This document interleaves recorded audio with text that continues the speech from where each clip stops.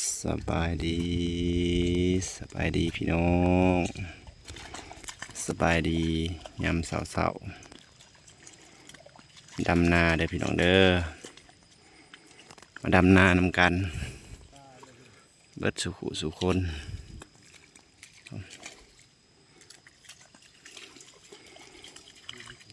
ยามมือเสาพี่น้องเอ้ยให้แหลกแหกมานโอ้ยดอลละเห็ดแล้วพี่น้องผู้ซอยยายอ้วนโอ้ลงมาเล่นขี้ต้มพี่น้องเอ้ย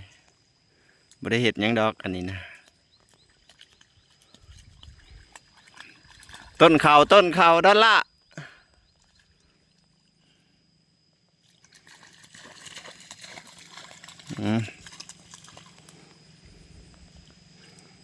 จักหาหยังแล้วพี่น้อง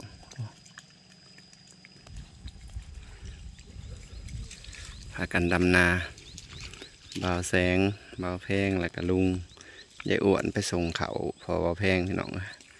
ยังบ่ได้มาเด้อมาดำนานำกัน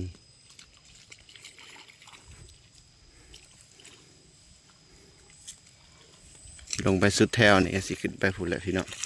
สูบน้ำดำคือเก่าฝนมาเมื่อคืนนี่ก็ฝนบ่แห้งพี่น้องเอ้ยฝนกับบ่แห้งบรรยากาศ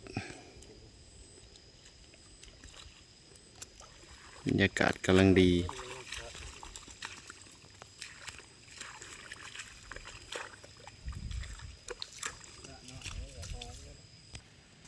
บรรยากาศยามเช้าๆพี่น้องพากันดำนา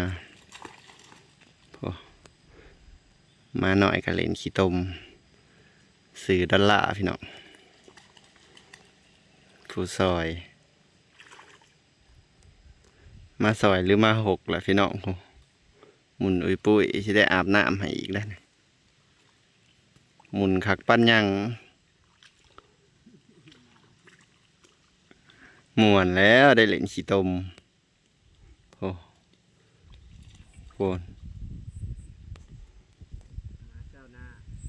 มาซาวนาพี่น้องแน่นี่แหละมาซาวนา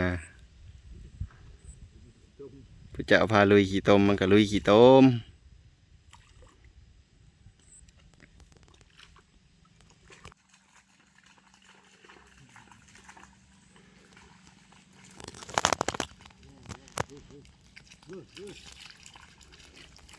ปลาเขาและสิหมุนพี่น้อง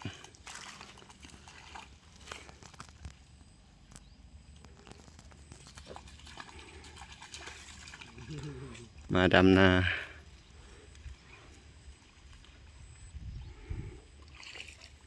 ให้แลกพี่น้องนี่แหละพี่น้องมาหน่อยเกือกตมของแท้มาเบิ่งเด้อมาหน่อยเกือกตม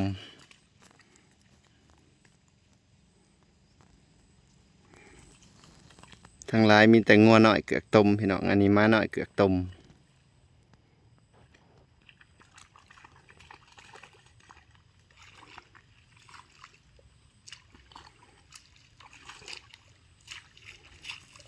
ยังบ่ยอมขึ้นปู้มันสิเอาจนเบิดแห้งเลยเนาะ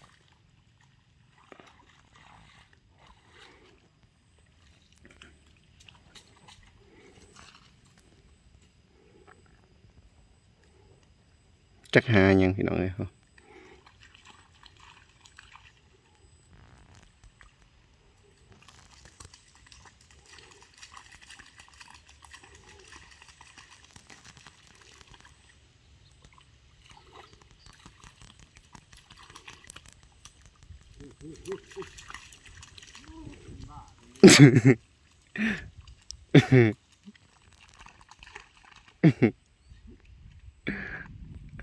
โอ้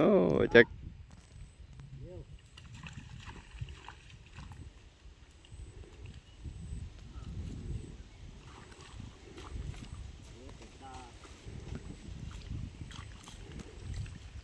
ไผว่างกับมาดำนาซอยนี่เด้อพี่น้องเด้อ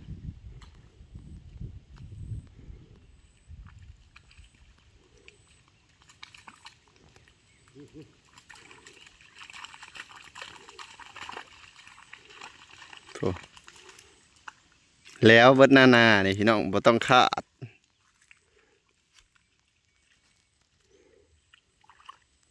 โพดโพยังวะ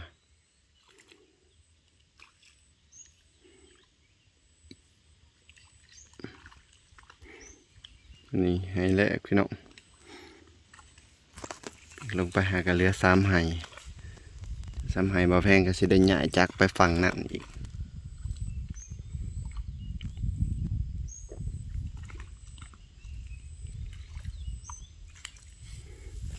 มาพี่น้องมาดำนาซอยกัน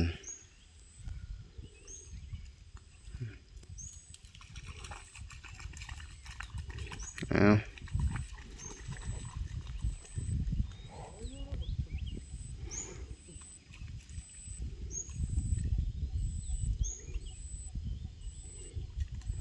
อยากลงหลินตมนะหมุนอุ้ยปุ้ยหมุนคักหมุนแหน่พี่น้องมาหน่อยเกือกตมบ่ขึ้นนะขึ้นแม่ดอลละขึ้นสิถือจับอาบน้ำอยู่ดอกถือจับอาบน้ำอยู่ดอกเช็ดปลาขาวดอลละโอ้ย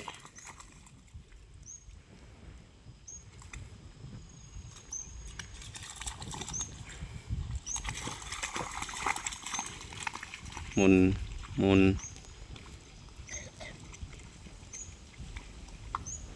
โผล่เลยพี่น้องเอ้ยกูซอยเห็ดหน้าต่อพี่น้องผู้เล่นก็เล่นไปพี่น้องผู้ดำก็ดำไปหมุด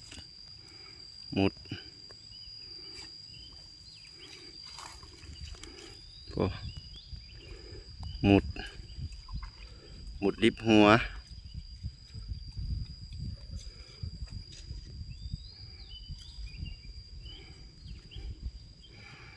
ดำจนสิแล้วหายแล้วพี่น้องยังบ่ขึ้นเนี่ยผู้มุดน้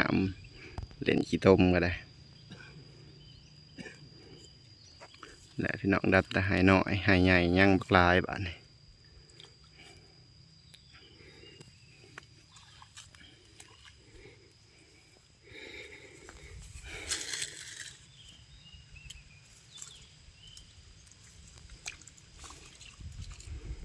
แพงกระสิขาดให้นี่พี่น้องบ้านขาดให้นี่สุดแถวทางนี้บ้านสุดแถวบ่แพงกระสิไปเริ่มพุ่นผู้ข้างผู้ใหม่พี่น้องบรรยากาศเย็นดี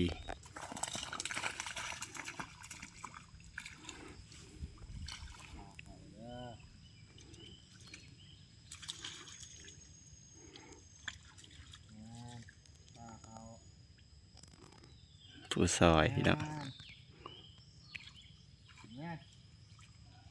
ผู้ซอยหรือผู้สอจักหาอย่างแหละ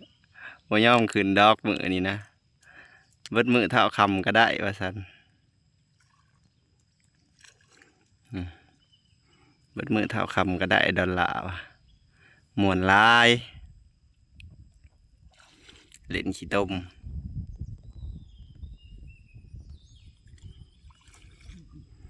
เริ่มเมื่อยแล้วบ่บัดนี้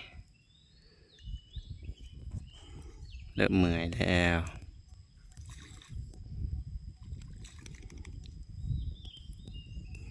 หลังจากเล่นมานานพี่น้องเมื่อยแล้วขึ้นแล้วพออย่าลงเด้ออย่าลง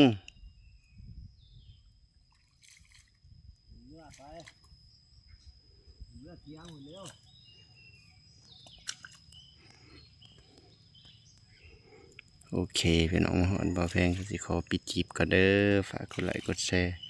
กดติดตามให้แน่พี่น้องสบายดีเบิดสู่คนมาพี่น้องมาดำนานำกัน